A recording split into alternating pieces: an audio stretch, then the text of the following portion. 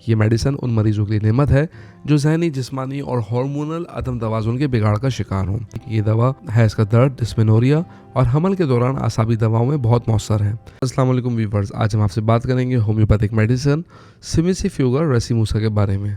लेकिन अगर आपने हमारे चैनल को सब्सक्राइब नहीं किया, सब्सक्राइब कर लीजिए, बेल आइकन को प्रेस कर दीजिए। व्यूअर्स, ये एक ऐसी होम्योपैथिक मेडिसिन है जो खास तौर पे ख़वातीन, ज़हनी दबाव और आसाबी बीमारियों के लिए जानी जाती है। जी हाँ, हम बात कर रहे हैं सिमिसिफ्यूगा रेसिमोसा की, जिसे बाज़ औक़ात एक्टिया रेसिमोसा भी कहा जाता है। ये मेडिसिन उन मरीजों के लिए नेमत है जो ज़हनी, जिस्मानी और हार्मोनल अदम तवाज़ुन के बिगाड़ का शिकार हों। सिमिसिफ्यूगा असल में एक पौधे की जड़ से तैयार की जाती है जिसे ब्लैक कोश कहा जाता है।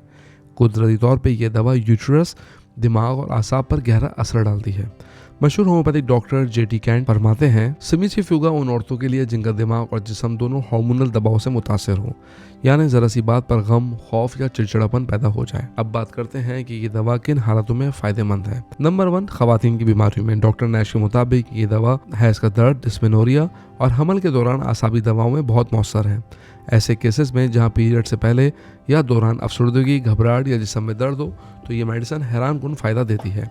नंबर 2 है ज़हनी दबाव यानी डिप्रेशन। डॉक्टर टाइलर कहते हैं कि ये मेडिसिन उन ख़वातीन के लिए है जो उदासी में डूबी रहती हैं। इन्हें लगता है कि जैसे अंधेरा छा गया हो या कोई बुरा वाक़या होने वाला है। ऐसे मरीज़ अक्सर कहेंगे कि दिल घबरा रहा है, किसी हादसे का खौफ है। नंबर 3, जिस्मानी दर्द और आसाबी खिंचाव। डॉक्टर विलियम बोरिक लिखते हैं कि सिमिसिफ्यूगा आसाबी और अज़लात के दर्द को कम करती है, ख़ास तौर पर गर्दन, कमर, कंधों और रीढ़ की हड्डी में।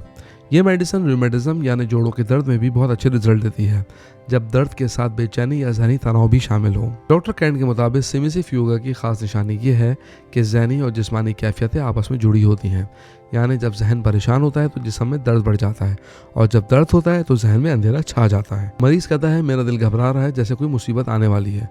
आंखों के सामने अंधेरा या धुंध महसूस होती है। औरतों को लगता है जैसे रहम में निचले हिस्से में तनाव या दबाव है। पीरियड से पहले या बाद में मिजाज सख्त ख़राब रहता है।